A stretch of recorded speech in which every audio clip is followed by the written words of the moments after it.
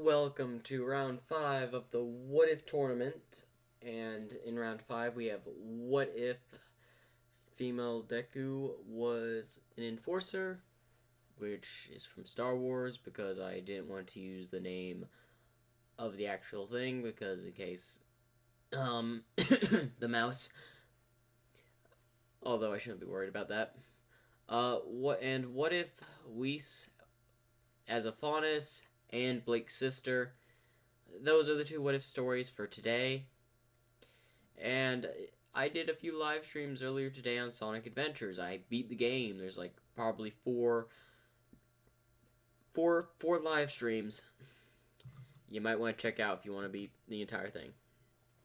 Now, quick recap over the tournament.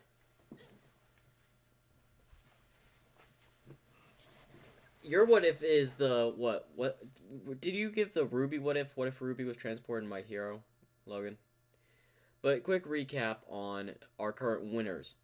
So far on bracket A and B, our winners is what if female Deku was Surge, what if Deku had the Shinganwu, what if Fred was an MLP, what if Deku was reincarnated as an Alicorn in My Little Pony, and what if female Deku was an enforcer, and what if Whis is going to be decided today. Now, it's going to be really difficult for the very last two on this tournament because I do not know them very well, which is going to involve a lot of research. So that one may take longer than expected to drop. Fair warning now. And I'm actually going to do this today. Which one should we start with? The what if female Deku was an enforcer from Ruby, or what if female Deku, or what if female what if Whis as a Faunus and Blake's sister? I do apologize for my wording today. I had done a lot of live streams. I played Sonic Adventures, beat it within a span of 2 days. Live streamed it, and I played Sonic Adventures 2 today as well. Don't know when I'm coming back for that one. Maybe tomorrow, maybe sometime this week. It varies. So I'm going to let you all decide on which one's going to go first. But I'm going to show you, I'm going to go ahead and show you this, where they'll be fighting. They'll be fighting in the ruins of Ruby. So this should be an interesting fight layout.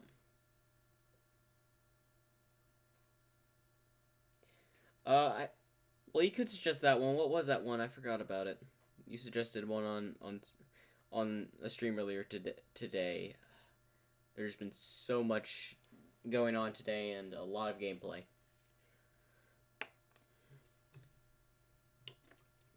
So, if you want, you can suggest it again.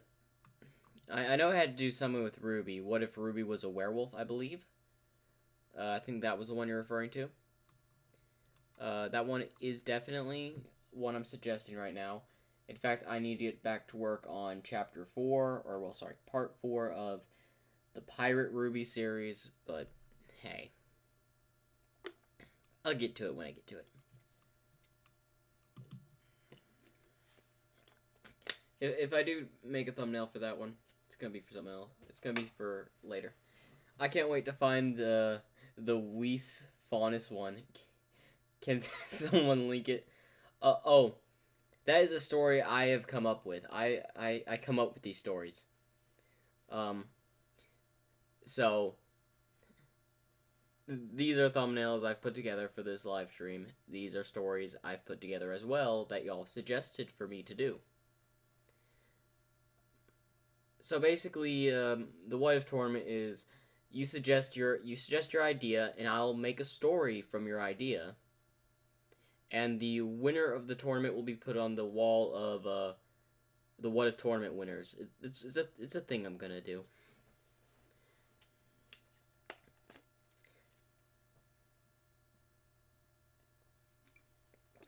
No, they're done. It's just I audio them. They're like audio stories.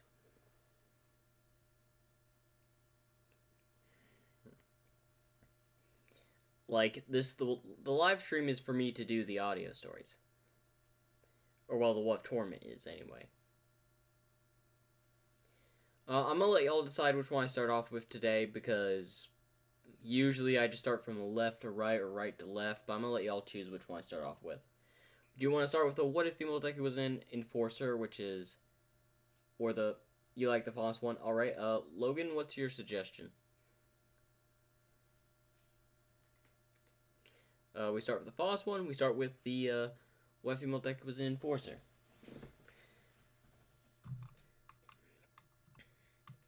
Also, if this is your first time joining, I have multiple thumbnails made for each individual part.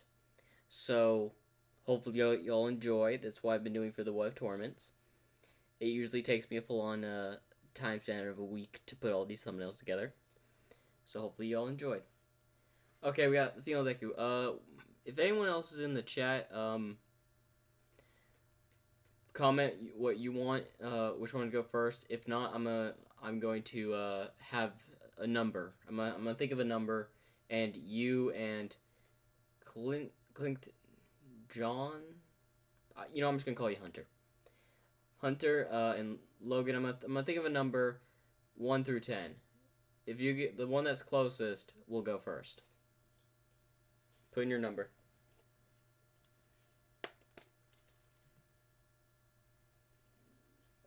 Oh, Celtic. Okay.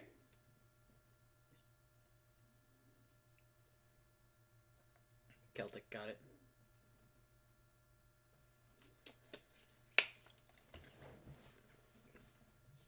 Okay, we got 5. What's your number, Celtic? 1 through 10. It's 1 through 10. The symbol is 1 through 10.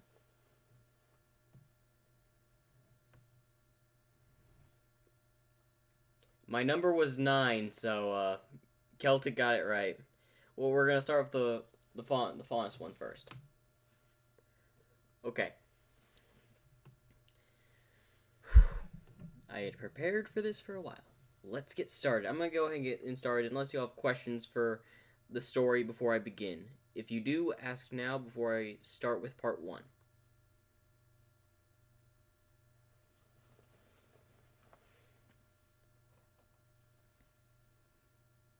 No questions in the chat. Alright, I will get started right away then. Hold up. This is the first tournament I caught at the beginning. Well, that's true. This is your first tournament you actually caught at the very beginning. Anyway, let's get started. You can do the Deku one since I need to go. Well, hey, if you need to go, come back later. I will definitely do the What If Faunus one on this live stream. You can come back and listen to it. If not, they will be released next year in parts, so don't worry. And since you're going, I will do the What If Female Deku was an Enforcer then. Alright. Who's ready? I may also have to get more water.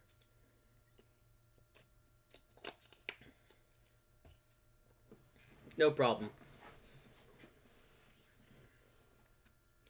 Alright, Logan, since you're going to be on this live stream, you want to do the countdown. I don't know why, but I asked y'all for a countdown, and you're on it like that, and I appreciate it.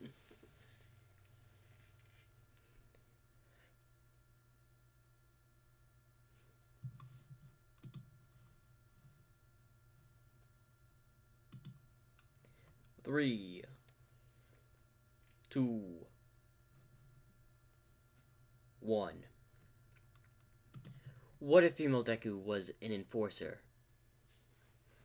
We start this off with someone approaching their ship with a black mask, cloak, and, well, fully cloaked in an enforcer's outfit. As one of the, in a commander's uniform, someone in a commander's uniform come over. Mrs. Zumi, ma'am, what's the news? It seems like another Inquisitor in the far side of the universe or galaxy has had some trouble. They're requesting for reinforcements.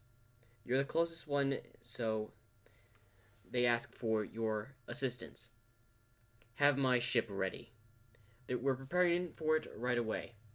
How many troopers are sent on their way currently? We are currently sending a nearby small destroyer to help them out. Apparently, the rebels are doing their best on to try to attack the Empire. Give a communication saying I will be there momentarily. Yes, ma'am. As she approaches her pod, with a group of pilot troopers, as they get in their TIE fighters. You ready, men? Yes, ma'am. As she gets into her fighter, as they start to fly away. Sir, ma'am, are we gonna go ahead of the ship? Yes, we need to get there as soon as possible. Our fellow comrades need reinforcements immediately. Hit hyperspace. As her team hits hyperspace of pilots. As they're going through hyperspace. As they pop out into a war zone where the destroyer's going down, several rebel ships are out. This isn't the exact information we got back from headquarters. As they see it's a whole armada. Take evasive maneuvers. As she moves her ship as the enemy X-Wings are coming towards them. Light them up as she'd fire her guns on her TIE fighter that would shoot down one of the X-Wings. As her team would be behind her as they're moving closer. As then an X-Wing got behind one of her team as it was shot down and hits one of the ships. Evasive maneuvers as then it split up. 2 TIE fighters following Izumi TIE fighter and the other ones vanished into the mist of the battle. Open fire as they start firing on a squad of X-Wings, covering them going from the heavy destroyers. Where's that Inquisitor's information? As she's pulling up the information. Cover me. As she's heading towards the planet. I need to get close. If there's a Jedi, that Inquisitor really needs backup immediately. As she's going downward, one of her, allied TIE fighters that was behind her gets shot and goes spinning out of control. What was that, Trooper 1?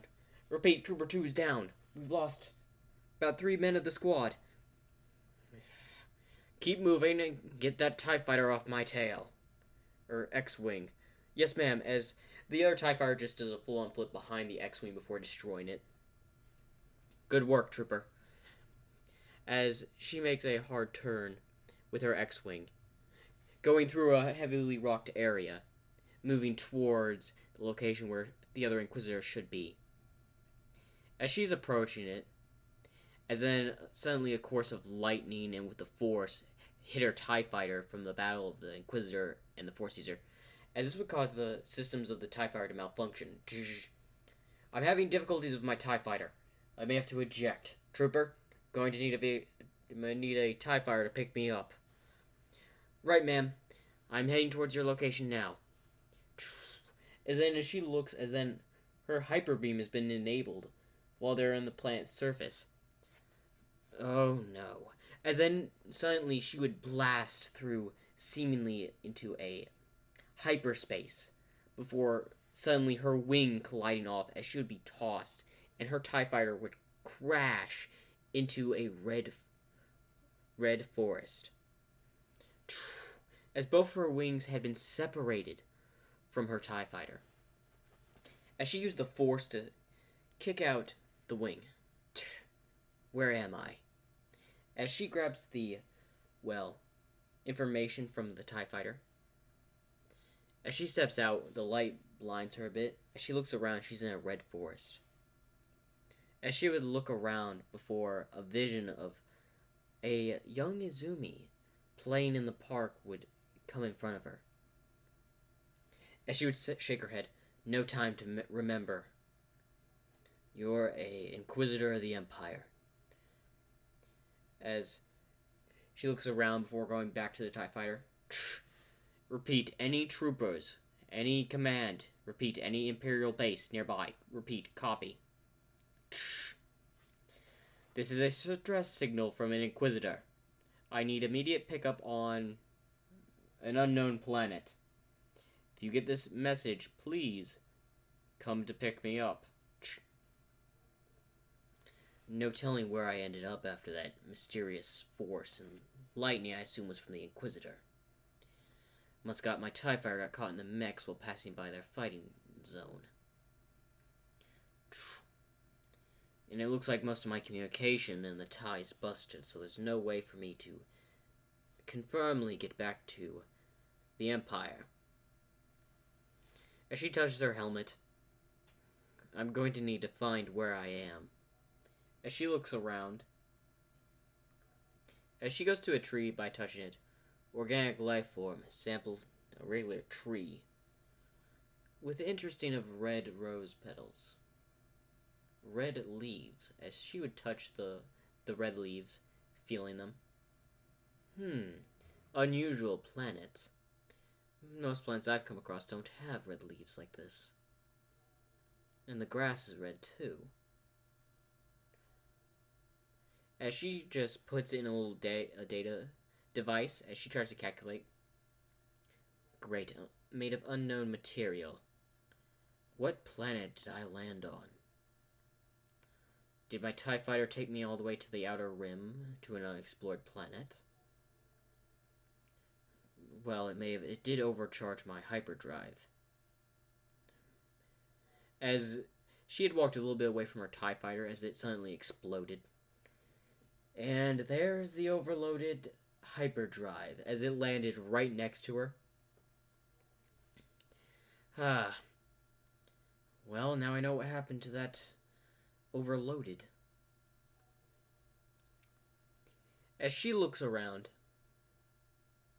I'm going to need more information. I'm also going to need to find a ship to get off this planet to join back for the Empire. As she would walk in the forest, as then suddenly she would hear movement in the trees, as broken leaves and all that, as she would move and turn in that direction. Come out, as she ignites her lightsaber. As she points in that direction, as then a tree gets knocked down by a chimera-like Grim. What in the world are you?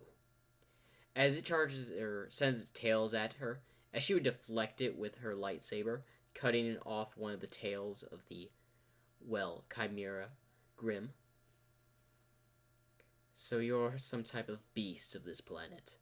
As she would use the force to send it back towards a tree, as two of its heads would hit the trees before their pieces of their mass start to fly off. Interesting. I'm going to need a sample of their DNA to report back to the Empire with. As it charges towards her once again, as she just lifts her fist, sending it up in the air, then just sending it towards a tree, as it breaks through the tree and hits another one. As she walks towards it, as it lifts a claw and tries to claw, Izumi, as she just seemingly swings her lightsaber before decapitating one of its arms. As the beast falls back with one arm, on 3 legs. This thing's obviously smart. Especially that third, the head in the middle. It's been analyzing me. As one of its tails tries to strike Izumi from the back, as she senses it with the force, as she quickly turns around and cuts the tail off. As she looks back, the beast was jumping towards her. As she tries to move her lightsaber, as the beast swings its other claw, as she had leaned back, as it barely scraped the tip of her helmet, as she quickly swung before decapitating one of the beast's heads.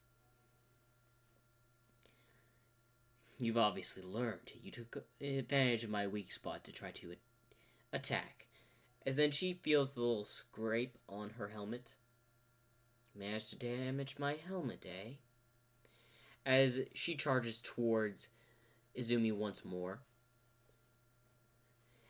As it jumps towards, as she simply just raised her lightsaber before tossing it, as the beast was just going to deflect it with its other arm, as the blade cuts straight through the middle of its hand, going through the middle of its body, cutting it directly in half. As it falls in two right behind Izumi, as her lightsaber returns to her. Veil Beast, you fell miserably, although you did fight well. As she walks away, as one of the tails tries to attack her at the very last moment, as she used the force to choke the last head that was still alive before breaking its neck. You should make sure you never underestimate me, as she turns with her hand in the force choke clench. As she starts to walk through the forest. Now, where to next? As that is the end of part 1 of What If Female Deku Was an Enforcer. Make sure to like and subscribe for more. Hopefully y'all like that introduction episode, part 1. I honestly thought it was fun. It gives you background of how she got to the Ruby universe and a bit of information of her when she was in My Hero, Planet Earth, with a bit of that background of her seeing a memory of her in a park or forest. And I see you, Aiden. Sorry, I was in story mode. I could not say... This isn't Halo. This is, well, What If Female Deku Was an Enforcer. And the next one is... I really outdid myself with the thumbnails today.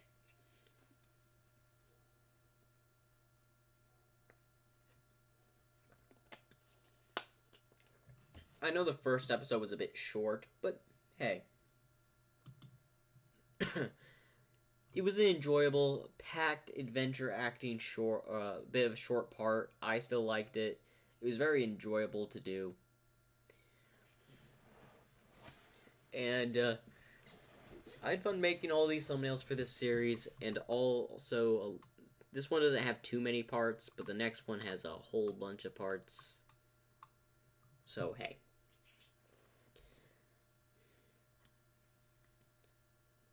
Do you make these background pictures? I do not make these background pictures, no. These are all royalty-free images I use. I just simply put them together and they turn out amazing. I'm not gonna lie, all of these backgrounds and all that I get on royalty-free, I put them with the images and I constantly go through several just to find a perfect one that would fit the thumbnail perspective perfectly. And I actually do a pretty good job. If I have to say so myself.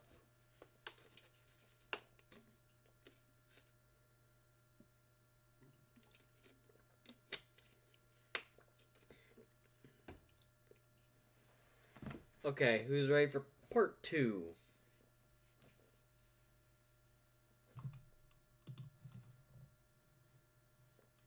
Because I am ready.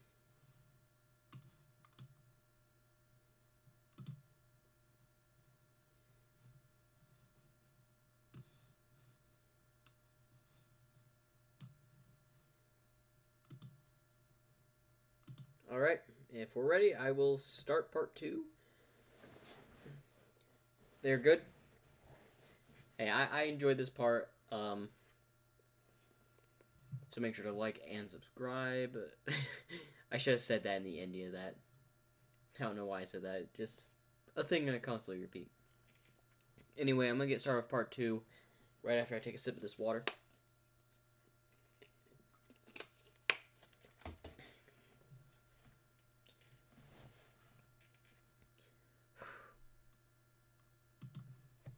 Part 2 of What If Female Deku Was an Enforcer and in Ruby.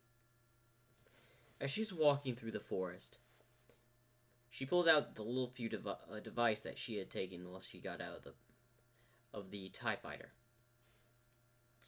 As it's a small communicator. I will need to get to a certain place, something with enough power to generate a large signal. Assuming there is life on this planet other than that beast's I've encountered. As we look behind her, as she's still in the red forest, as several Grimm have been sliced to pieces by Izumi, as they had attacked her. For one, what is this place, and what are these creatures? They seem to be black with white masks, with a hinge of red. They come in forms of animals, and they're pretty large, depending on what they are. As she has a little notepad of all of the Grimm she's fought so far. That Chimera Grimm, a few Bear Grimm, a few Wolf Grimm, is what she's come across so far. She has it written down. As she puts on her scroll, which is kind of a device where she can keep information on. As she puts that in her pocket, I will need to tell the Inquisitors and Lord Vader immediately when I return. As she's walking through, as she gets another glimpse of her past, as she remembers going to the Quark doctor and not having a Quark. Sorry, ma'am, it seems your daughter does not have a Quark, which left Izumi in shock. It's alright, everything will be alright. Come on, Izumi, let's leave. As they would leave the hospital. As then she would shake her head. Why are memories of my past coming back? As she holds her head for a moment. Maybe I should take... As she goes into her pocket and seems a vial of medicine. For Inquisitor Izumi. As she would open the medicine before grabbing a pill. As she would open her helmet, as her green, long hair would flow out of her helmet. As she would swallow the pill. How many do I have left? 5. As she would close it. Before putting it back in her, bag.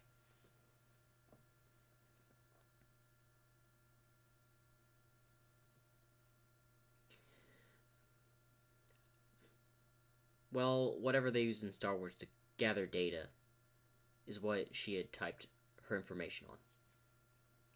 As she keeps walking through the Red Forest, we go to a very, very, very, very, very, very, very, very, very far outpost of the Empire.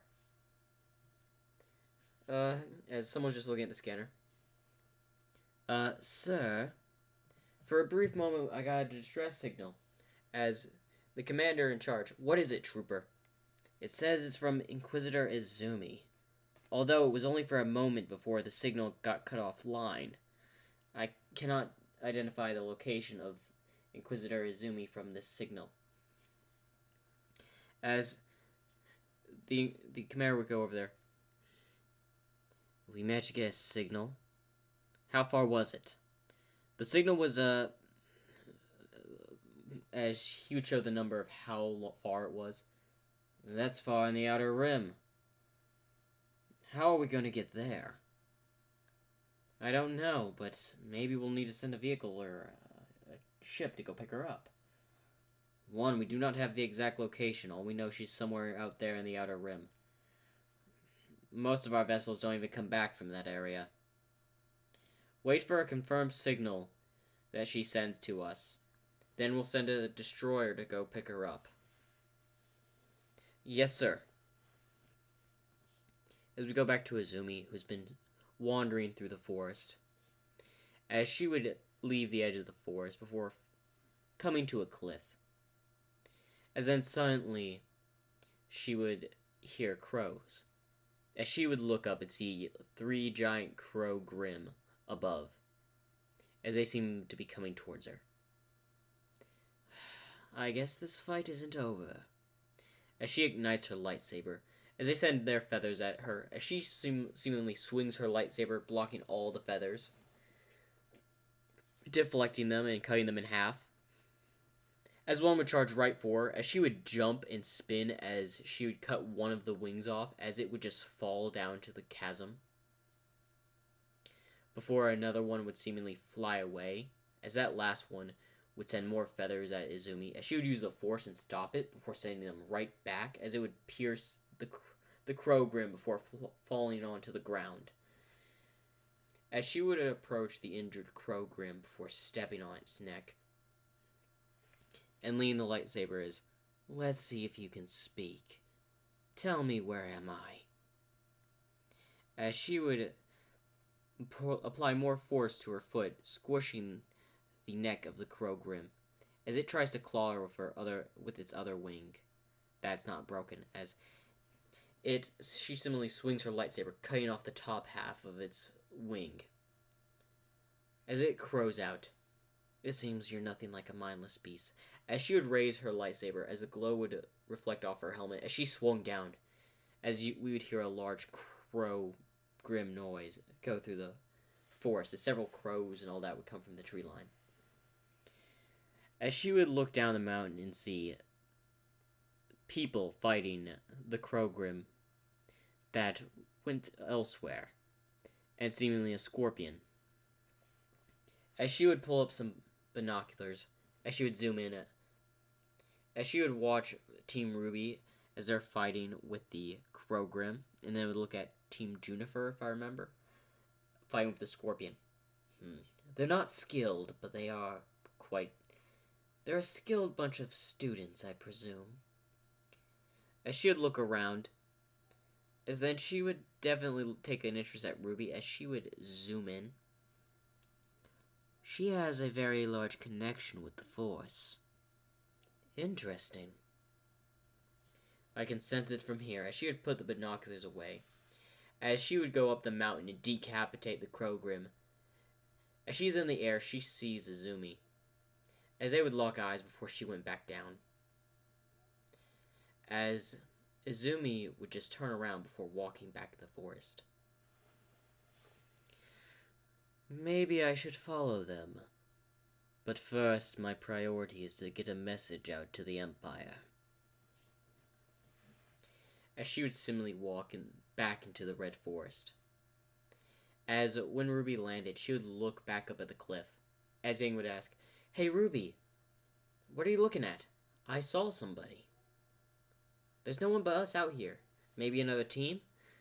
"No, someone in black armor." "Black armor, you say?" "Yeah, and there was another crow corpse at the top, or crow grim corpse at the top." "Really?" "Well, we're gonna have to tell the teachers about this." As Blake comes over, "Maybe it was just another hunter watching over the exam." As we says, "Of course, after all, they would make sure their students are safe. It's Beacon Academy, after all." "Don't worry about it, Ruby. Let's just head back." As Yang would have her arm around Ruby's neck. "Yeah, you're probably right," as she laughs. But as they're walking away, she looks back at the cliffside, to where she would see Izumi once more. As she blinks, she's gone. "Who are you?" As we go back to Izumi, who's currently in the forest. Again. As she'd be looking at the pad that she had the notes on about the Grim. "I can't send this information out, but this is very useful information." As she would put the pad away before, several Grim would approach her once more in the forest. "Y'all don't know when to give up." As she would just raise her hand, sending all the Grim flying away. "I don't have time to deal with you. I have more important matters to deal with." As she would walk into the forest.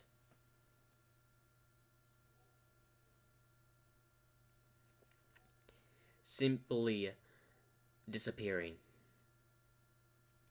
As we see her, when she does appear, she finds a village. A city. As she would take out binoculars, "Seems like regular people. It's probably not wise to travel around in my gear. Especially an unknown planet, but they don't seem any high-tech at all." As she's simply just looking out. Nothing really too high-tech. Nothing I could send a signal out to here either.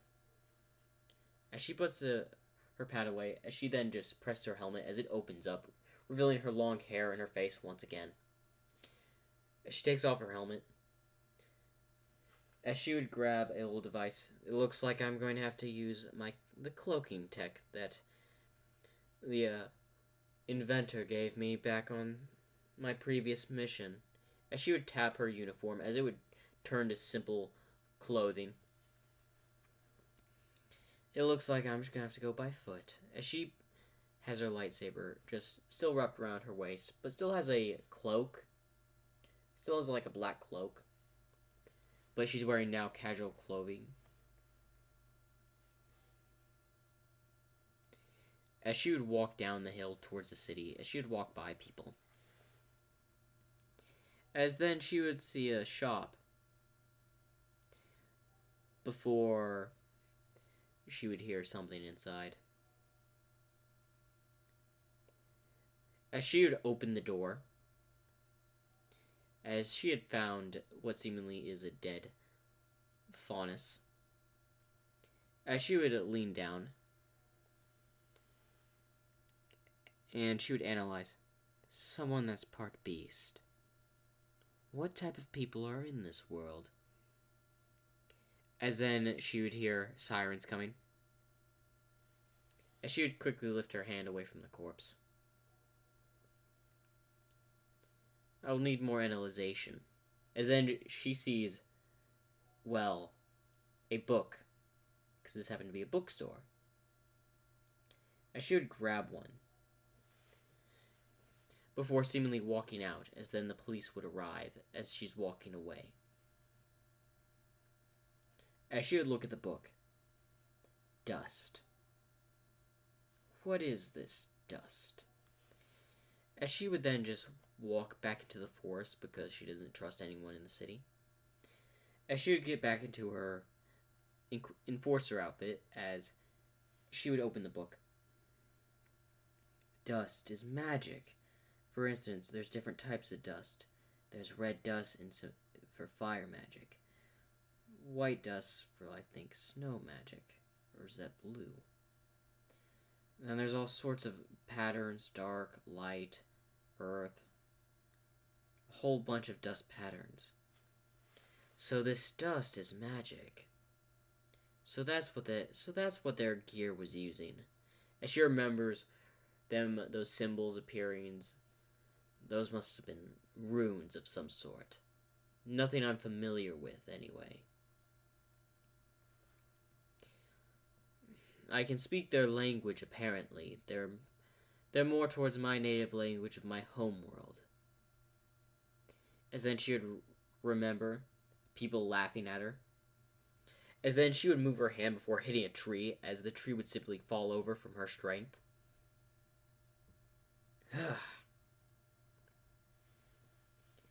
As she looks back at the book, as she would flip a page once more, as then there would be a bit of a story. What's this? As then it would show a picture of the Grimm, and then the word Grimm would appear over them. Grimm. Were those the names of the creatures I just slayed? As she would close the book, as she would put it in her bag. I have to keep this for more information. I must retrieve as much intel and give it to the Empire as soon as I return. This planet could be more useful than I thought. We couldn't weaponize this dust into a magnificent weapon for the Empire. Maybe the Empire may find a huge use of it. As she would stand up. But for now, I'm more interested about that girl with the red cloak and silver eyes. As she had gotten a good look at Ruby's face. Now let's see. Force, will you lead me to her? As she would get the trail of, well, the Force between Ruby. Now I just need to follow the trail of the Force. As she would walk into towards the forest, before she would approach the ruined site after some hours of walking. As she would slide down the mountain before landing on, well, a few bricks. As she would approach the middle, as she would see that the other side is collapsed. As she would just simply run before jumping, easily clearing the gap of the bridge that was destroyed. before landing on the other side of the ruins. Now, that was a pretty easy jump. As she would get onto a hill, and she would see Beacon from several miles away. So that's Beacon. I assume that's what they were talking about when I was listening in. As she smiles, time to check up on that girl. And that is the end of part 2 of What If Female Deku Was an Enforcer in Ruby. Make sure to like and subscribe for more. What's up, Dragon? Welcome to the live stream.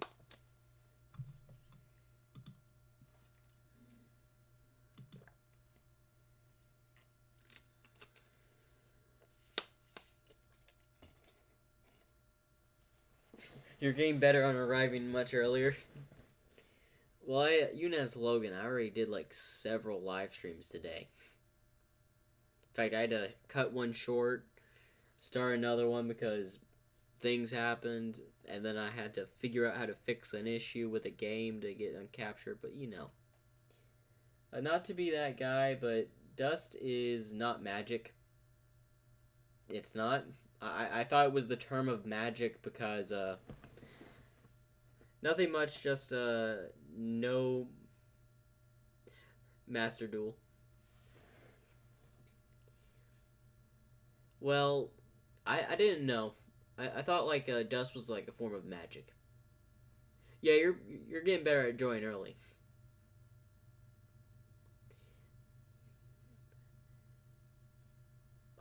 For a moment, I thought dust was, like, a sort of magic in the Ruby world. That's what I thought. I could be wrong.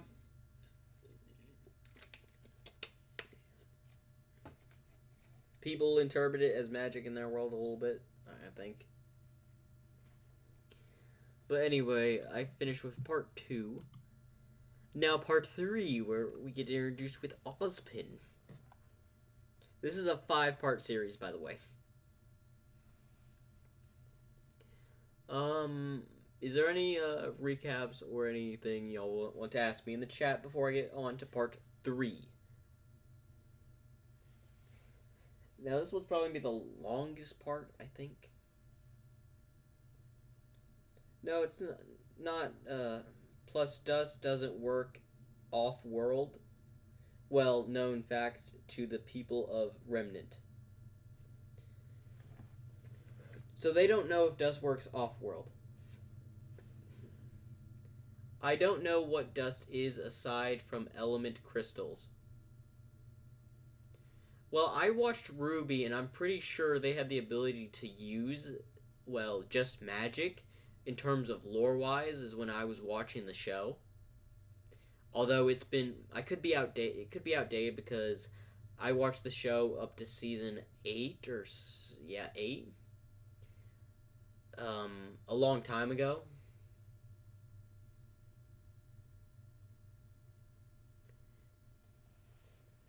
Well, you missed part 1 and part 2, God of Calamity Blitz. I started to do with the What If Female Deku Was an Enforcer. This is a recommended story, as like all of these stories on the Swift tournament.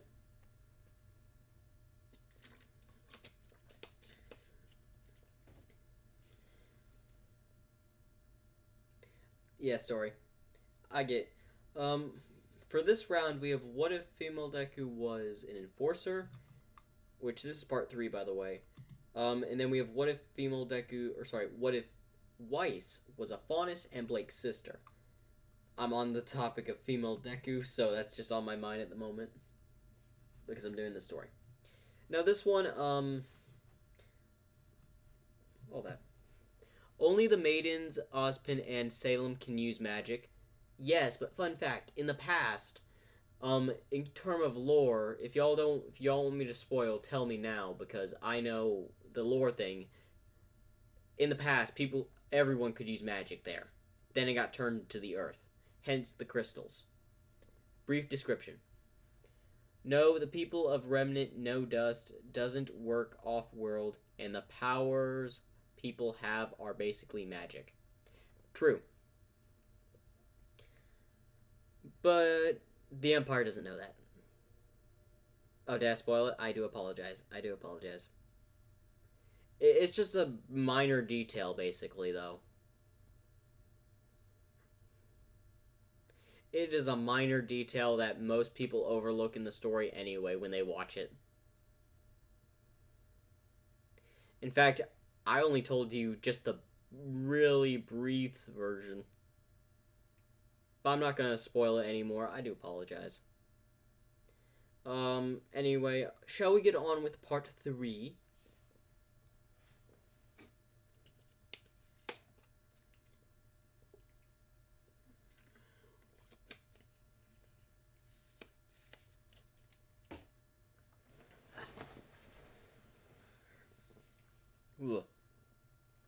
Alright.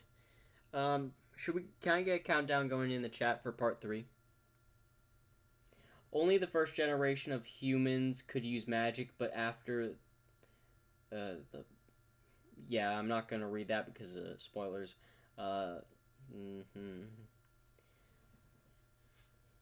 Alright, can I get a countdown for part 3, please? Anyone could do it. Okay, Logan, starting with 3, 2. Alright, thank you. What if female Deku was an enforcer? Part 3. As we have Ruby in her classic uniform at Beacon, as she's taking a class. As she had just gotten finished with one of her classes and sees Ozpin roaming the hall. She decides to approach Ozpin. Ruby, what is it? What is the matter? As he takes a sip of his coffee. I wanted to ask, did any hunters were overseeing the exam? Yes, me and a few people were overseeing the exam, but just teachers here. Could you tell me about the black hunter in black clothing? We don't have any people, black hunters with black clothing. Describe them? Had a black cloak, black mask, seemingly had holding something in their hand. Had taken down a crow grim, on a cliff after we had fought. As Ozpin looks at her with interest, as he takes a sip of his coffee. We don't have anyone like that here at Beacon. Not really. I will take a look at the footage of the exam site. I will see what I can do. But that was not a hunter, Ruby. I do, suggest you remain vigilant. I will get to the bottom of this. As Ozpin would walk towards his elevator before going up. As he had walked towards his desk before setting his cane and coffee down, as he would then just get his computer set up. As he would type, checking the footage of the exam site, as then he would notice that the hunter that Ruby described, as he would zoom in, as she was looking directly at the camera. So she noticed the footage. She could have easily destroyed the camera. Obviously, with this way she was looking at the camera, she knew exactly where it was. Was observing the students. Is this possibly one of Salem's spies? One of Salem's new assets? No. Salem wouldn't act this fast. She likes to take her time in playing to make sure that I meet a subtle defeat. But who are you? As he looks at the image of Izumi. As we cut back to Izumi, who's currently walking towards Beacon. As she is walking, as her cloak's flowing behind, as she is taking out several Grimm as she's on the way towards Beacon. Surely there's a device there to send a communication towards the Empire, to have them come pick me up. As she would walk towards it, as several people from the academy would be out because of the festival thing and all that, which would happen a while, as Ruby has been exploring Izumi has been exploring, trying to understand the world a bit better. Understanding dust, understanding that some people have semblances. As she had finally managed to, after a while of climbing a cliff to get to Beacon, arrive. As she would just simply stay hidden behind a pillar as several students would be walking by. An academy. As then she would take a look at the tower. There. That should be enough to send a signal. As she would walk, going through one of the gardens that's barely used. As she would run to a student, as the student would say, "Hey ma'am, what are you doing here?" As she would wave her hand. "You will forget you ever saw me, and you'll go along your way as usual." "I'll forget I ever saw you and go along my way as usual." As the student walks away. As she takes open a vent before she crawls into it. Before putting the vent back using the force. As she would be crawling, as then she would get a headache. As she is envisioning moments from her past to where she would be bullied. To where Bako would hit her against a wall. The day that she got attacked by the sludge villain and saved by All Might. Then the time that All Might said that she couldn't become a hero. And then the next moment, all blank. Ugh.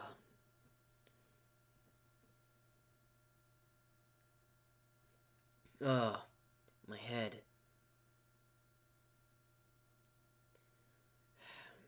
Memories again. As she reached into her bag to get the pills, as she would open them, I used them all already? I have been here for a month or so. As she would then just toss the pills away. As she would crawl through the vent even more before reaching an area. As then she would hear voices. As it's Crow and Winter arguing.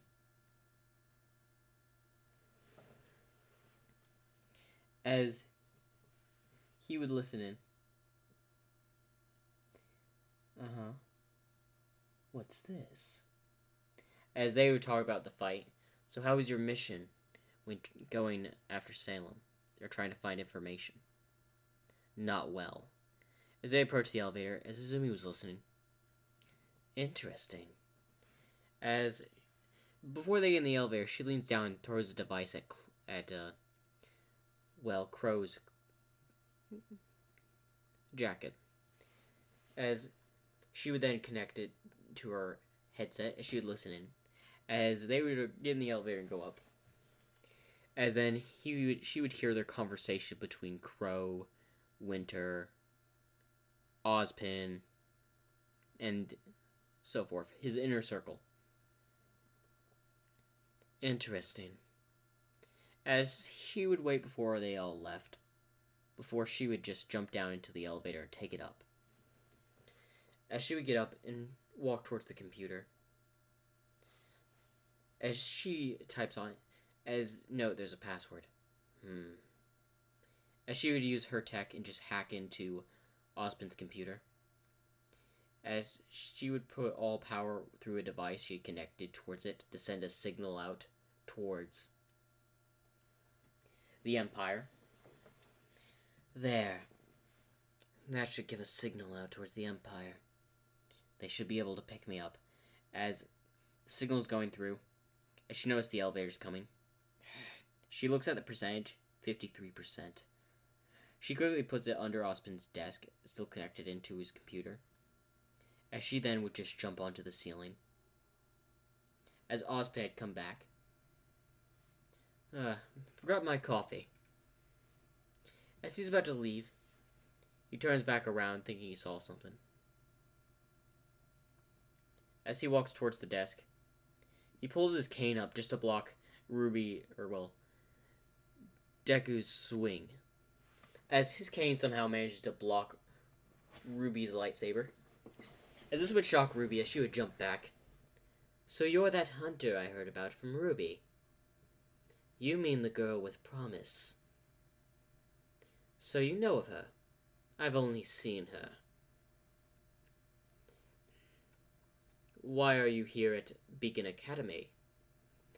I'm simply looking for a way home. A way home? As he points his staff or his cane towards Izumi. Yes, I'm not from your planet. As this would shock Ozpin. Not from my planet, you say? I crash-landed here a few months ago. As she walks around the room, pointing her lightsaber at Ozpin. I got separated from the Empire. Crash-landed here. The Empire, you mind explaining? What rules the galaxy? Rules the galaxy. And how did you end up here? My TIE fighter got damaged, overloaded, and blasted me here. For you, I suggest you leave. As she quickly glances at the device currently under Ozpin's desk as he walks by. 98%. As Ozpin notices that, and what are you looking at? How can you tell when I have the mask on? Many things, dear. You can tell I'm a girl. Obviously, with the way your uniform is set up. As Izumi smiles, looks like you're not so dumb after all. Now I suggest you leave my office immediately. The hunters and huntresses will surely take care of you if you cause any trouble. Oh, don't worry. I'll be out of your hair in a moment. As she puts her hand on her desk and grabs the device. And what might that be? Just grabbing some intel while I'm here. Seeming like she stole some intel. I'm going to need you to put that back. Oh, don't worry. As she puts it in her pocket, there's no need, as she would then just cut the glass of Ozpin's, window, as then she would just jump out. As Ozpin would run towards it, as she's on another building running.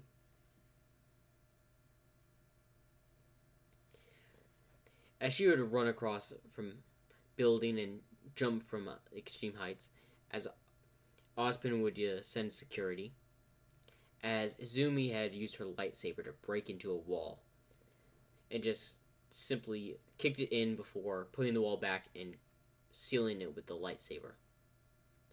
As then she would hear talking. As she would then look around and notice that she's in a dorm room. I guess this isn't the right place to really be. As then she would quickly shove herself into a closet. As the door opened, as Whis and Ruby come out, as apparently there's like a festival or something going on, or a dance. As Ruby, what are you doing? What are we doing back here? I just need to grab a few things. Why don't you go back to the party without me, Whis? Whatever. As Whis would walk away, as Izumi would look through the closet and see Ruby, as she would open it before walking towards her. As Ruby would get a feeling before turning around and seeing her again. It's you. If it isn't someone I sense with great power. Who are you? I'm an enforcer of the Empire. An enforcer? Someone that keeps the balance for the Empire. What's the Empire? Where people can grow strong. And people with the Force can grow strong. The Force is strong with you, youngling. As she looks at her up and down, I can definitely sense a lot of the Force and other stuff on you. But something else that the Force tells me is that you hold a very powerful weapon. As Ruby be confused, a very powerful weapon? You'll find it out soon. I'll be back. Wait, as then Izumi would just move her hand before Ruby would just fall asleep as she would fall on the bed. As Izumi would put her in there, as she would take off her helmet, revealing her long hair. Izumi is currently 22 years old, by the way. As she would look down at Ruby, you hold a lot of potential in the Force. But it won't be long for security finds me. So unfortunately, I'll have to come back for you. As she approaches the window, I will return to find that immense weapon that your body holds. It seems to be mostly focused in your eyes. But I can tell if they're removed, you're powerless. You could be a great asset to the Empire. I'll have to inform Lord Vader. As she would jump out the window, as she would land in the water, as then she hears two people outside. As soon as one of them had left, she had popped her head out of the water as her hair is all wet. As she gets out and turns and sees that there's a guy in a dress. As Ruby just has this like, what in the world face did I just witness? As then she would just simply just put a hand over her eyes, raise her other hand, and send John into a wall. And then would simply say, "You forget you ever saw me." As John would repeat, "I will forget I ever saw you." As she would walk away before having her hand over her eyes the entire time. What is wrong with the people of this world? As we go back to that outpost. Commander. As the commander would approach. Yes? Take a look at this. It's a message from Inquisitor Izumi. She finally sent a message. I'm currently at these coordinates. Note, this planet holds a lot of interesting secrets. I will not describe or send any information. I will only give them to Lord Vader in person. Confidential information. Got it. Report this to Lord Vader at once. Yes, sir. As the commander would go to an office before calling. As this is one of the commander ships to Lord Vader's ship. What is this? I have some information from Lord Vader from one of the Inquisitors. Sorry, one of the Enforcers. As they would cut to Lord Vader. What seems to be information? One of your students, the Inquisitors, has some valuable intel and is currently on a planet. She also said to relay this message to you that we were not allowed to read, saying it was confidential. As a message would appear for Vader. Lord Vader, I do apologize for this unsigned message. I had found I'm stranded on this interesting planet in the Outer Rim. I had found a Force user, but this planet doesn't seem to know anything of the Force, or any high technology at all. It's more unadvanced than ours, highly unadvanced. Also, there's stuff called here dust, which seemingly gives people to use certain properties. There's also this thing called semblance that the people here can use. That may prove a nuisance for our troops. If we decide to invade, of course.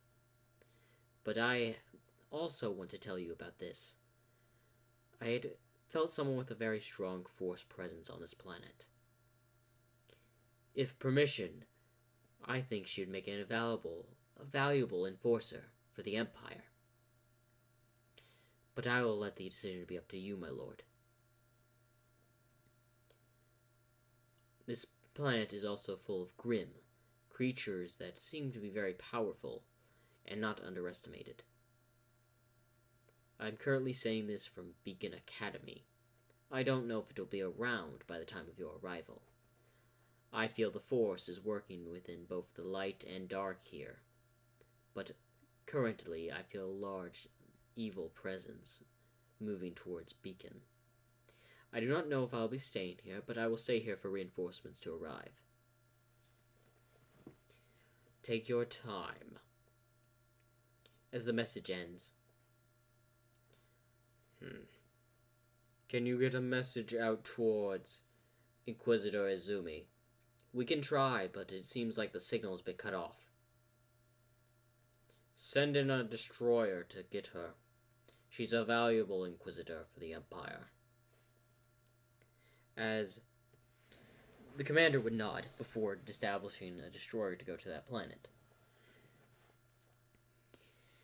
As we go back to, well, Izumi, who's currently in a forest near Beacon.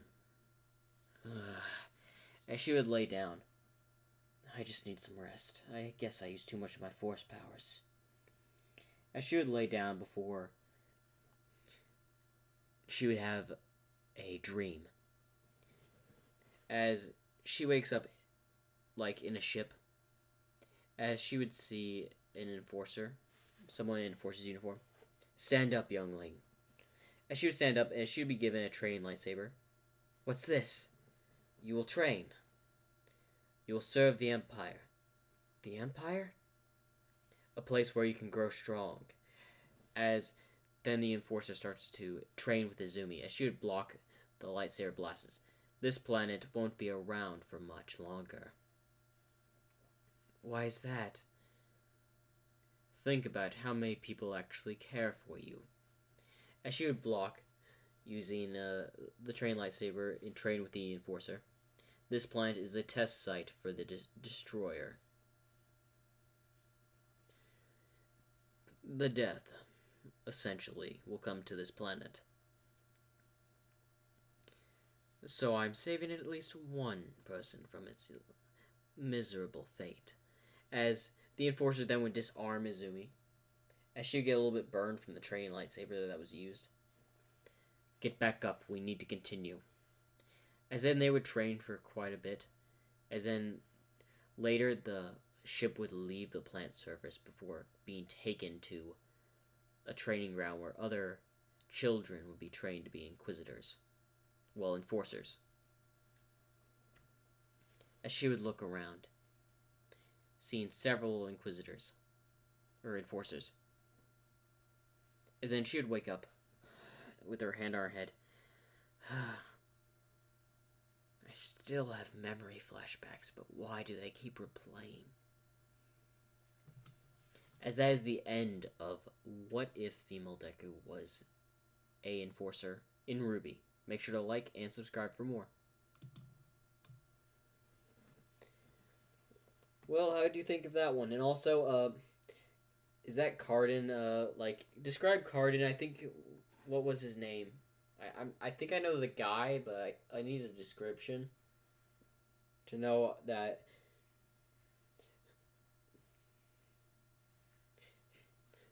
Like, I need a description to make sure that that's the right person I'm thinking about.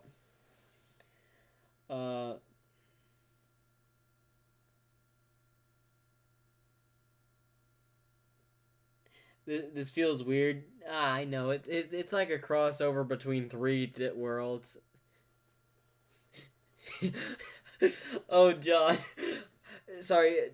Yeah, I may have bullied John just a little bit, but you coming out of a fountain and the first thing you see is a guy dressed in a dress.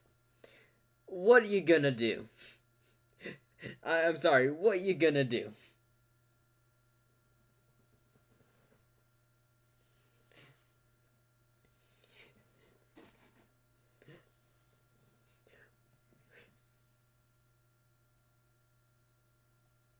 Was nearly eaten by Grimm and then saved by John. Oh. Oh. Yeah. I think I know who you're talking about now.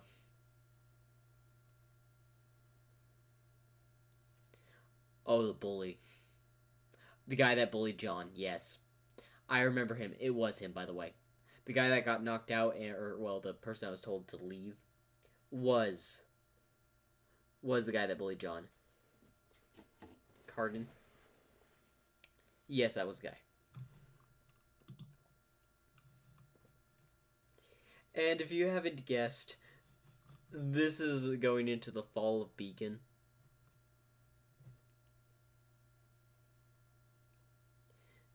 Now, the fall of Beacon's going to happen overnight. And we have one more part before this ends. Because this crossover is a very short crossover. I wasn't going to make this like a multiple 10 episode series. At most, this is a 5 episode series. This is part 4.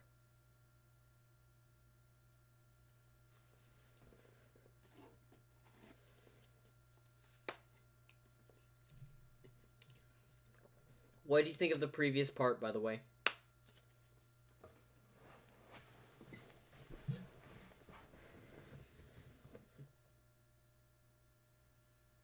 Huh.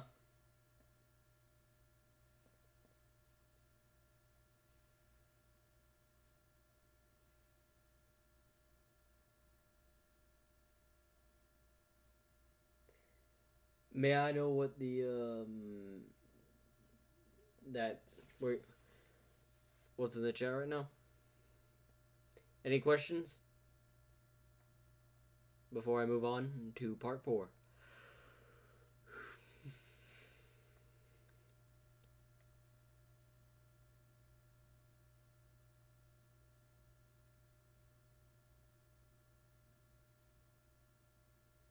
They are few in between. Would you consider this a decent crossover? Because this is a first crossover of Star Wars, Ruby, and My Hero, essentially.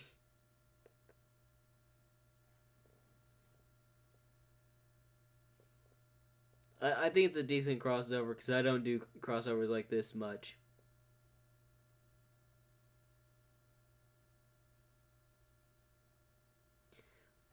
Do I want to do more?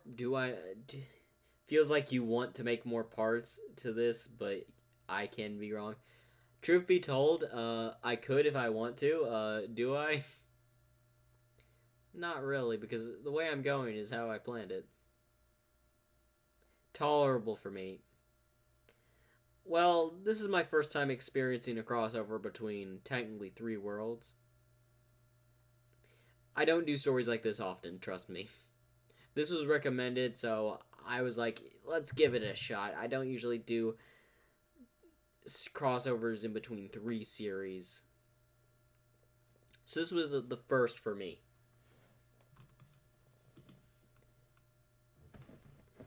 And without further ado,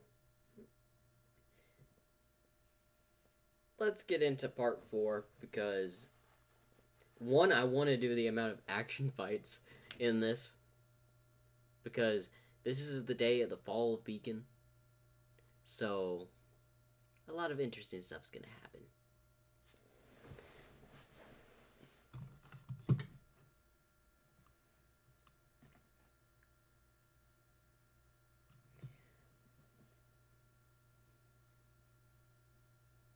The many that I have actually said physically hurt. Well, I like to try to make interesting stories that make sense to what I know. Now, I can understand a lot of it can be confusing, combining Star Wars, trying to remember all their stuff, and then trying to do Ruby and remember all their stuff. You get some of it in between, and it gets messed up sometimes. I understand that as a reader and a type of a little bit of a writer's point of view. By the way, the way the number of good Star Wars crossovers I read is 3. Well, I'm glad you at least think this one is semi-good, or at least just good. I do appreciate that. I do appreciate your listening and you like it. Anyway, I'm going to get started with part 4.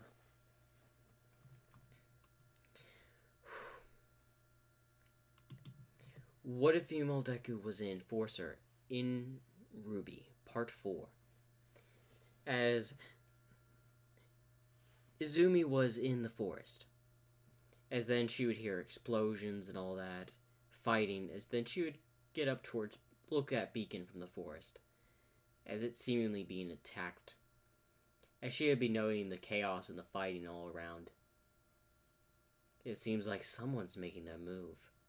As then she gets a large evil force presence, as several Grimm come charging from the place behind her. As she uses her lightsaber to block and cut several of them down. And she uses the force to simply move them away. As then one elephant Grimm comes charging towards her, as she would jump and then cut some of the armor off, but she knows that some of the armor on the elephant's back is protecting from the lightsaber. As this would shock Izumi a bit, something that can defend against a lightsaber. As then the elephant would try to charge her again, as she would just go underneath and just cut its belly open before it falls to the ground. As then she would use the force to send all of the Grimm else off the cliff nearby. As she would look towards Beacon, where it's being attacked. As she runs towards Beacon, as she gets to the front gate, as then she notices a big, large light just coming across, filling pretty much the entire sky. As she covers her eyes and looks away, as she looks back, as the big Grimm on top of Beacon just suddenly starts to fall down and squish. As Izumi pulls out binoculars and quickly zooms in and takes a look and sees Cinder falling along with the beast, and then she looks back up and sees an unconscious Ruby. So that was her. As she then quickly just spins around and simply cuts a Grimm wolf in half. As she looks back and sees a whole bunch of Grimm coming towards her. As she simply just stretches her neck before lifting her arm, which lifts up a Grimm bear before sending it towards another Grimm, as several Grimm come charging for her. As she spins her lightsaber before tossing it, cutting several Grimm. As one of the Grimm tries to claw her in the back, as she just grabs it with her fist before flipping it around. As she puts her arm out, grabbing the lightsaber and then cutting it in half. As then one comes charging towards her, and one of the Crow Grimm starts to send feathers towards her. As she would just jump, as the feathers would go and miss Ruby, as she would jump over the Grimm that was charging her, and then just lift up the Grimm that was charging her and send it to the Crow as they collide, falling down and falling onto one of the pieces of stone. As she would just look back and see a number of Grimm coming towards her. This place seems to be flooding them. As she would look back towards the building and see a fire. I'll deal with all of you later. As she raises her arm, which lifts the ground to make like a wall between the Grimm and her. But first, I can't let a certain person with the Force perish just yet. As she would walk towards the main building before jumping up. As she would reach the top and sees an unconscious, Ruby about to get eaten by a Crow Grimm, as she would throw her lightsaber, decapitating the Crow Grimm's head as it would land right next to Ruby. As the body's about to fall on Ruby, Izumi uses the Force to stop the Crow, before tossing it off the building.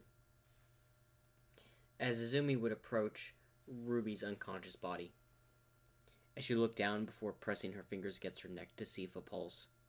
You are still alive, that's very good. You would make a fine enforcer. As she picks up Izumi with the Force, as she just simply jumps off the building while holding her with the Force. If I had my ship, I would easily be able to get out of here. As she's carrying Izumi, as she simply just burst open one of the doors before walking in and setting her in the library area, which she put out with the flames a bit with her Force powers, as she would set Ruby underneath one of the shelves that had fallen over. as she had come towards Ruby. As she would open her eyes to see the silver eyes. Ah, so that's the thing that releases such a presence. That must have what have turned that grim to stone. Very powerful. Lord Vader would be pleased to have a person with powers like yours at his, well, service. As she would stand up before simply just ignite her lightsaber, piercing a grim that was coming towards her. I guess I must clear out these filthy creatures before I can start training you. As she would walk towards the door, as she would walk outside before lifting a bookshelf with the force and blocking the entrance. As she would look out, as there's several grim out there. As she would grab her secondary lightsaber. It's been a while since I've ignited both. As she ignites her second lightsaber, as the grim come rushing towards her. As she would, connect both her lightsabers and start spinning around, chopping off several of the grim's limbs and heads. As she would toss her lightsaber to cut off, an elephant grim charging at her, it would cut it directly in half. As she would turn around and punch one of the bear grim that was coming towards her, sending it towards a wall, before grabbing the, 3 grim wolves that were trying to get through the bookshelf that Izumi had placed to protect Ruby inside the library, as she pulled the grim back, sending them flying into a grim that tore them apart. As her lightsabers came back, as she grabbed them before disarming them from each other, and then just starts cutting them apart. As she would slide under a grim, cut its legs, toss her other lightsaber in the air, cutting a crow grim that was coming towards her. As she would grab it and just look at the mountain of grim coming towards her. As then she would look out in a distance, as she would see a large elephant grim about the size of several buildings start approaching. That's a large grim. I didn't know they could get that size. As then she would notice 2 more in the distance. As she would turn around, as then she would focus all of her force powers, as she would lift up a building from beacon before sending it like a spike spear towards one of the grim elephant's heads, as it would pierce through, as it would fall over, leaving a crater, as the other 2 start to charge forth. As Izumi has used a lot of her force energy. As she then focuses all of her force energy left to pick up the other 2 buildings that are intact with sharp edges, as she would toss them towards the elephant grims charging forward, as it would manage to take one down, but it would only pierce one in the side, as it would start approaching her. As Izumi is on one knee, as she's used a lot of her force power. As she focuses what she has left into a large lightning attack, as it would shock the big elephant grim, as she's focusing all of her force energy left into this attack, as it would shock the grim until it would eventually die, as it would fall over. As she sighs, as several more grim start to approach her. This won't end, will it? As then she gets back up, ignites her lightsaber before cutting off another grim. As she starts to stumble a bit, as she gets hit in the back by one of the grim, as she's sent to the ground. As she would raise her hand and throw the grim away. As then several feathers would come towards her, as it would scrape her shoulder. As she would then just cut one of the more grim that's jumping towards her, as her movements are a bit sluggish after fighting for a while. As she's eventually backed up to the door. This is bad. As she looks around, as her armor is a bit cut up, as she has several cuts and wounds from holding them off, as they just don't seem to stop coming. As then suddenly her earpiece starts to repeat, Enforcer Izumi, your backup has arrived. As then several bombers, TIE fighters, would come in and start bombing the Grim. as they would be shooting down the Krogrim as well. As Izumi would look up and just see a destroyer descending. As she would smile. About time you got here. As she lays down against the door. As then a landing craft would land as several troopers come out as they approach Izumi. As one of the commanders says, "Are you all right, Enforcer?" "There's a girl in there, under a library shelf. Bring her aboard." As she stands up before walking like she's fine onto the shuttle before sitting down. As the troopers went in and grabbed Ruby as they load her onto the ship. "All right, take us to the destroyer." And then she would just fall over before passing out. As then the medical trooper went over to attend her. "Is she all right?" She had used a lot of energy and seemed to have been fighting for quite a while. We arrived just in time to reinforce." "Well, that's good. Once we get to the destroyer, we shall get all that data that she had required." As a little time later, she wakes up in the medical wing.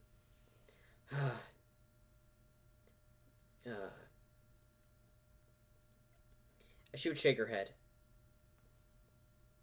As she kept getting like the taunts from Bakugo while she was in her dreams. "You'll never become a hero. You'll never become to anything. You're just useless, Deku." As she's awake, as she's thinking of this, she then accidentally used the force that destroys the medical robot. As then she comes back to reality. "Apologies for the disruption. Now, where is currently the person I told you to bring aboard? She's currently unconscious still." Why do you ask, ma'am?" "That will be a new enforcer. Very soon." "How can you be so sure, ma'am?" "I'm confident in her strength." "She will need a different type of weapon. But I will discuss that with Lord Vader." As she gets up, "Lord Vader wishes to speak with you." As she's surprised, "Lord Vader wishes to speak with me." "Yes." "Very well." As she would grab a cloak before putting it on, as she's about to grab her mask, she then decides to leave it as she walks towards the command room. "I would like everyone to leave immediately." As several of the commanding officers, the team up front, would leave, and the troopers as well. As then a hologram of Lord Vader would appear. "Lord Vader. Inquisitor Enforcer Izumi. It's good to see you're still alive." "Why, yes, Lord Vader." "What about this pupil of yours that you said?" "She's not yet my pupil, sir. She has a very strong connection with the Force. Not stronger as yours, but a pretty solid, strong connection with the Force. She also has the power to turn creatures into stone." As this would catch Lord Vader's interest. "She can turn creatures into stone. I saw it with my own eyes, Lord Vader. She could be a valuable asset to us. But there's also a great evil on this planet I would wish to destroy first. A large Grim. Why do you wish to deal with this beast?" "I don't know why. Call it a faith of loyalty to the Empire. To get rid of such a beast would be an honor. I can sense its power. It's immense. If it's left to its lonesome, it could be a problem in the future if we decide to conquer this planet." "Very well. Train this pupil of yours. Defeat this beast. And report back. I expect good results, Enforcer Izumi." "I shall not let you down, Lord Vader." As she bows. as the hologram message ends, or call ends. As she gets up, it seems all has gone to plan. Lord Vader has probably foreseen this. As she looks over to the commanders as they start to come back in. Report on the status of the war between the Rebel Alliance. The Rebels have made a significant amount. In fact, the Death Star was destroyed. The Death Star was destroyed? Yes. The rebels have to be a nuisance. Very well. Prepare, troops. We will be landing back on the planet soon. I will send the coordinates. But first, I must speak with Ruby. As she had gotten her name from Whis saying Ruby's name while she was in the closet. And that is the end of part 4 of What If Female Deku Was an Enforcer in Ruby. Make sure to like and subscribe for more. Okay, I really like that one.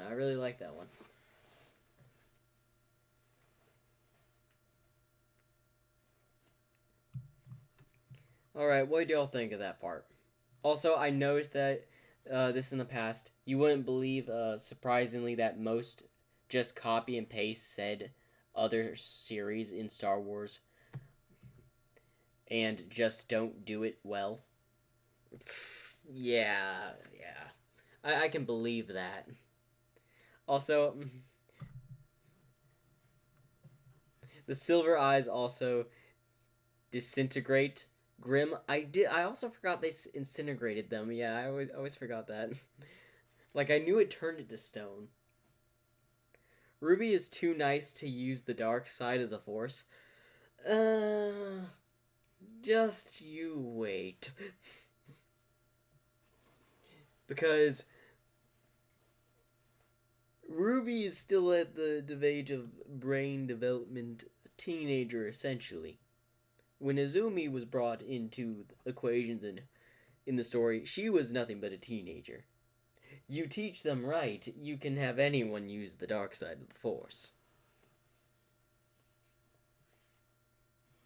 Also, there might be some line in the story between facts and all that going forward. Of telling to Ruby. And also, this is the creature I was mentioning. Darren Evil Incorporated's finally here. Welcome, Darren. I'm a nice guy, but not that nice. I'm filled with rage. Okay, what has you filled with rage right now? What, the fact I said that, or something I said? I do apologize. But what has you in rage right now, Dragon?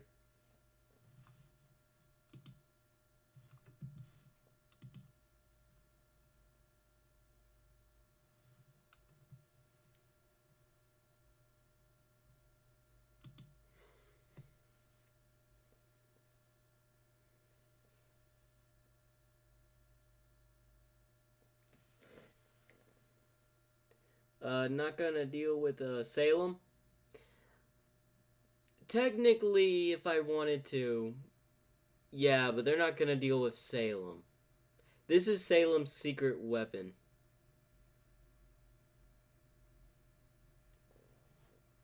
Oh, is it just one of those off days? Where you feel like everything... I'm just naturally angry. Yeah, everyone has their off days like that. But this is the last part of the series. This is a creature that was, I had found that was a Grim, and it was just too good to pass up. And normally I would do a fight, or I wanted to do one with Salem, but I decided to save that in case I wanted to do something else. Just before I got the, oh. Again, I can't really do anything with Disney. I think I'm cutting close with this What If story.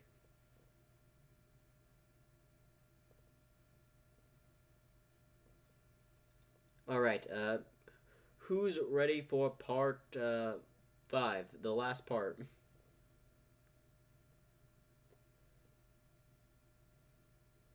because after this we move on to the Weiss, or what if Weiss was a faunus.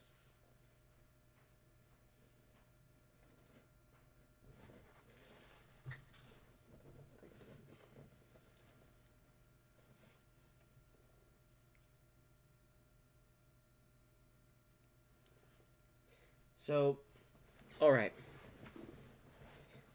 Tell me in the comment section if we're ready to go. Gotta go after this? Okay.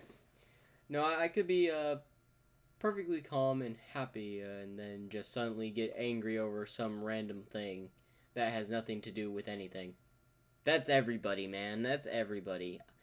One minute I could be just simply making a video and then simply get angry that I hear a noise, or simply watching something that I just simply just get angry for no reason. That's everybody. Sometimes we just get natural angry. That's just everybody, man. I am watching on a tablet and need to charge it soon. Alright. Well, anyway, let me finish this story up. Also, what's gonna win? Semblance or Force? You'll find out in the end of this live stream. But anyway, let's go ahead and get started with this.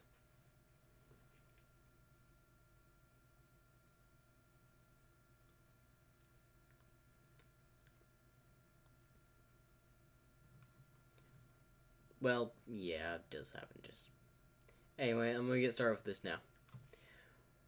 What if female Deku was an enforcer? The last part. As Izumi is walking through the destroyer. Move aside as she's approaching, well, the bed of Ruby. As Izumi would sit down. When do you think she'll wake up? As the medical droid would think. Her vitals say she is fine. Her mind seems to be in a weakened state. It is hard to say. Maybe a few days, a few hours. Is there a way to wake her? It is best to let it run its course. Waking her may cause unknown side effects. Very well. I can wait.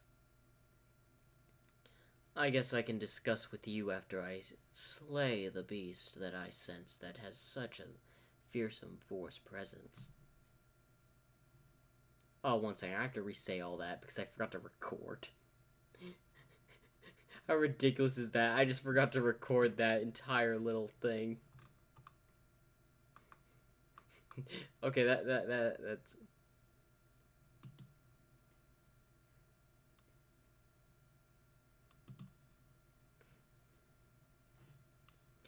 Okay, that's just on me. What if Godzilla from Godzilla X Kong, the next empire, was teleported into One Piece universe? Oh my gosh. The new empire, sorry. Yeah, I'm getting right back on into this because I accidentally forgot to press the record button. What if female Deku was a enforcer in Ruby last part?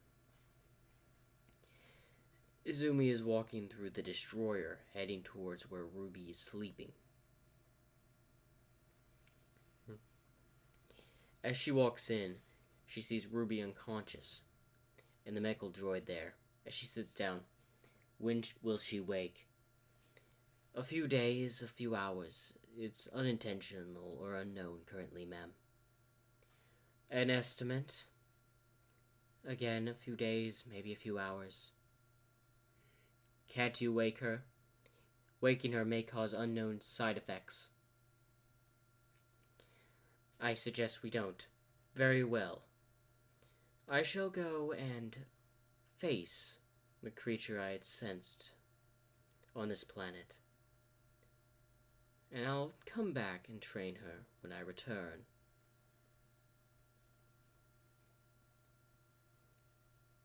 As she would walk out of the room.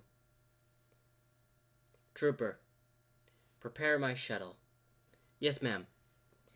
As she would Well, start walking towards the hangar as they would be preparing a shuttle. As she would get on, where are you going? As she gets into the cockpit area, I will simply tell you. As they fly out of the destroyer and start flying away. As Izumi has her eyes closed as she's simply just following the force. Just keep going in that direction. Sure thing, ma'am. As they kept following, as they would go into a land full of dark crystals, grim, and simply mountains. Keep moving. Ma'am, there's quite a bit of a grim here, and our TIE Fighter escort won't last long if we keep moving at this pace. Keep moving. The destroyer will be making its way here shortly. Whatever you say, ma'am. As then they be approaching and should see an open field. Down there. Land the ship. Whatever you say. As they would land the ship, as she would get out with a few troopers. Why are we here? As she would ignite her lightsaber before grabbing her other one. We're here to slay a beast. As then something would emerge from the ground that would be at a huge height as its tail would smack, destroying the ship. Luckily, all the crew was outside the ship. As this thing is super tall. It seems like it found us before we found it. As it sends like another tail with like a blade towards Izumi and her team. As she uses the force to stop it, as then the one that has like the bashing side comes to swing towards them. As she uses her lightsaber to deflect the big tail. As then she just simply throws the other tail away. As the creature tries to stomp them with its claws. As Izumi uses the force to stop its attack. As it tries to push down. As the troopers are firing at it. As the blasters are just simply being deflected by its armor. As I expected, this thing is much tougher than the rest. As she would lift it up, throwing it back a little bit to where it stumbles.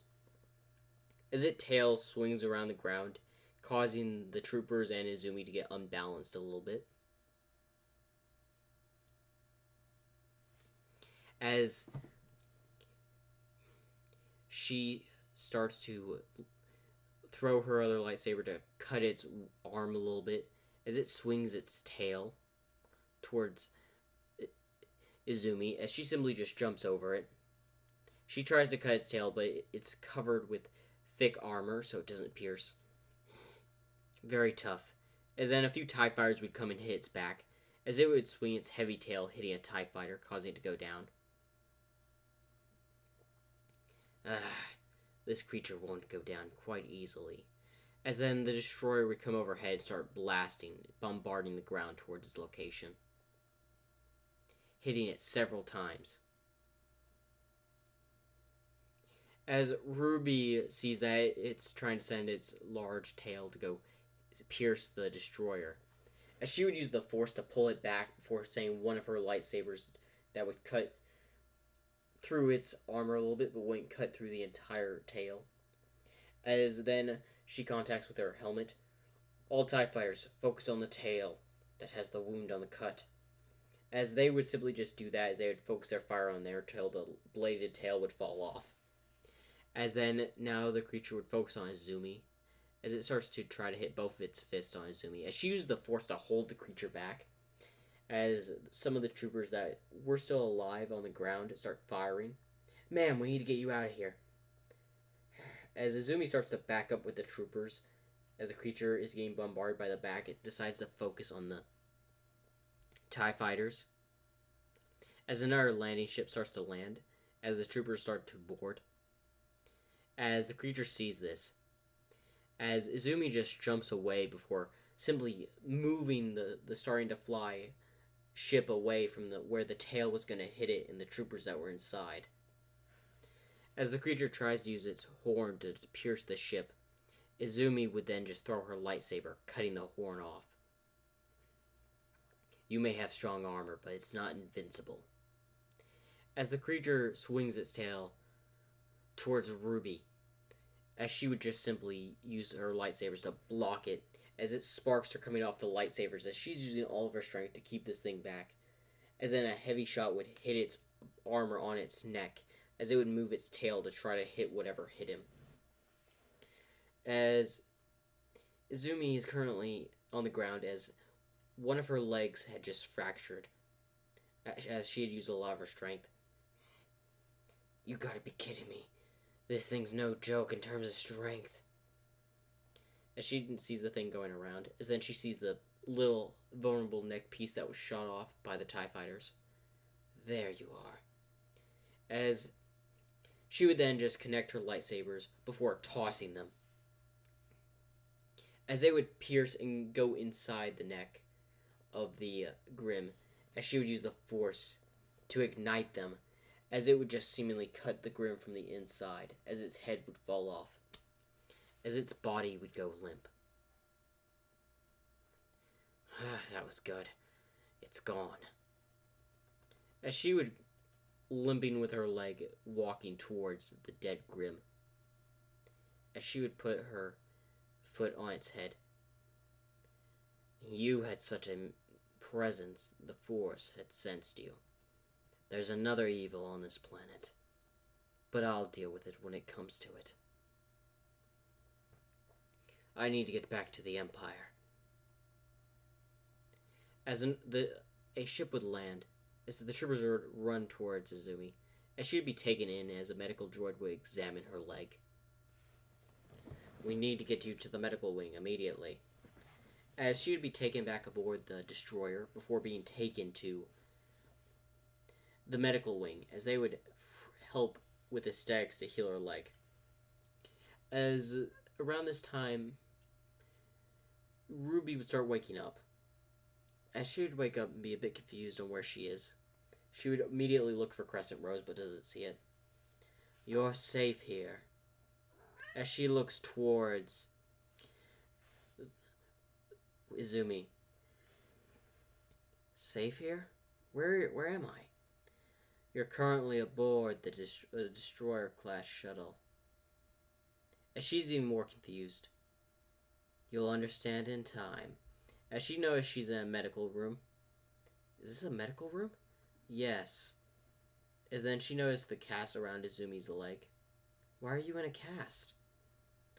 I had to fight a Grim, a very powerful Grim. Nothing compared to some training with Lord Vader. Training with Lord Vader? You will meet him soon, apprentice. Apprentice? As Ruby's confused. Where's Yang? Weiss and Blake? They're fine. But I recommend you join the Empire. Why's that? Because the Empire's not sure if they're going to take over your planet just yet. This shocks Izumi. I can put in a good word to prevent their movement for a while because they're having problems. In exchange, you become my pupil. In exchange of me becoming your pupil, you'll promise to leave my planet alone? For the most part, yes. Will I be able to visit my family? Unfortunately, that is debatable at the moment. The Empire doesn't really permit stuff like that. But I could make an exception.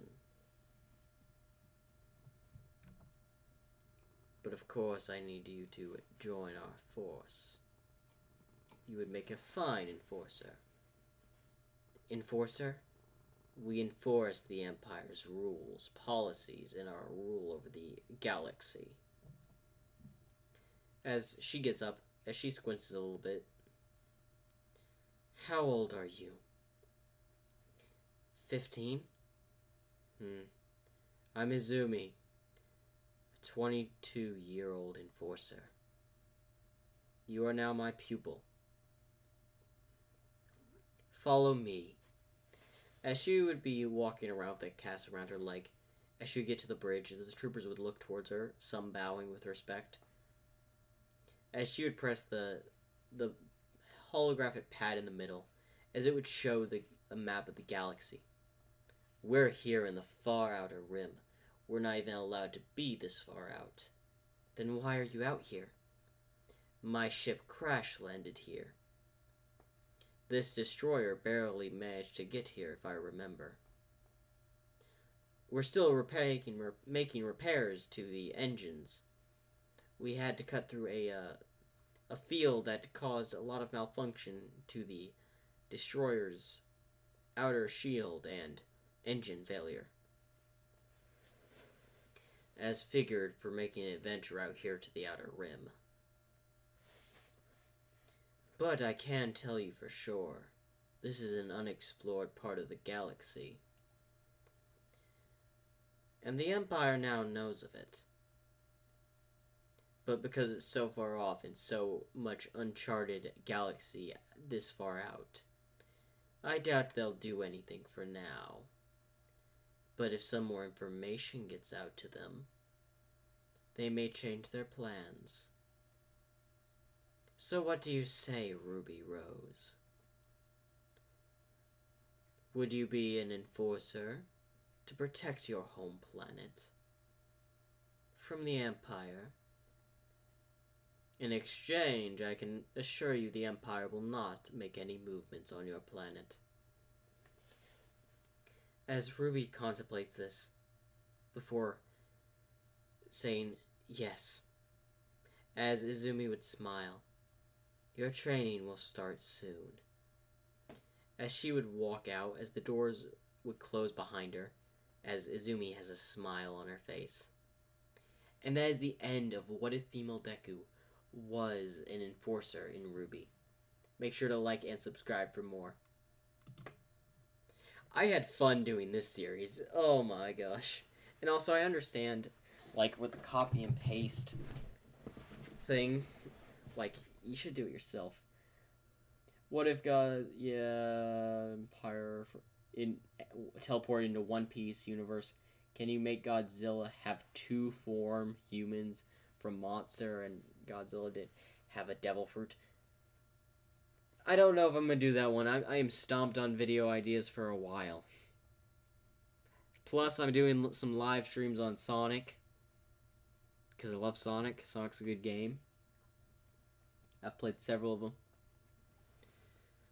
But that was only one story, and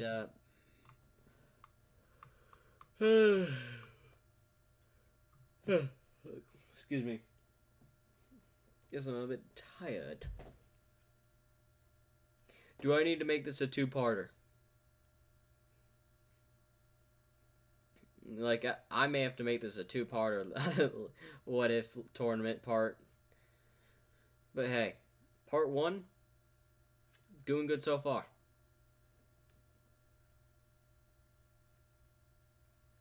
Now, I usually wait for this to be around a certain time for the What If tournament, because it seems like most of you join around this time, so I just hold off.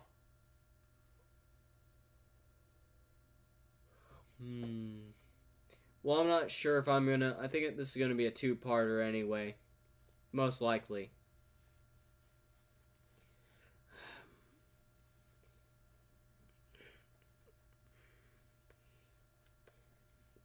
I think I tired myself out by playing Sonic Adventures and being the entire game today. And doing a full-on story. And it's almost taken 2 hours for another one. 2 hours for a whole story.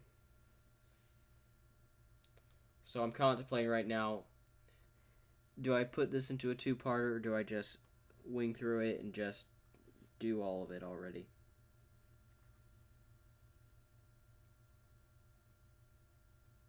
You know what, y'all comment, should I continue this tomorrow? Like, should I continue, like, make this a two-part round? Because this is extremely live.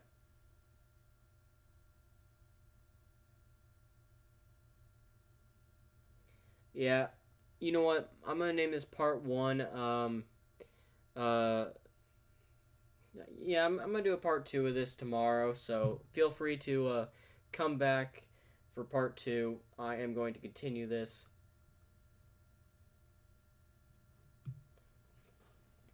Yep. Anyway, y'all have a nice night.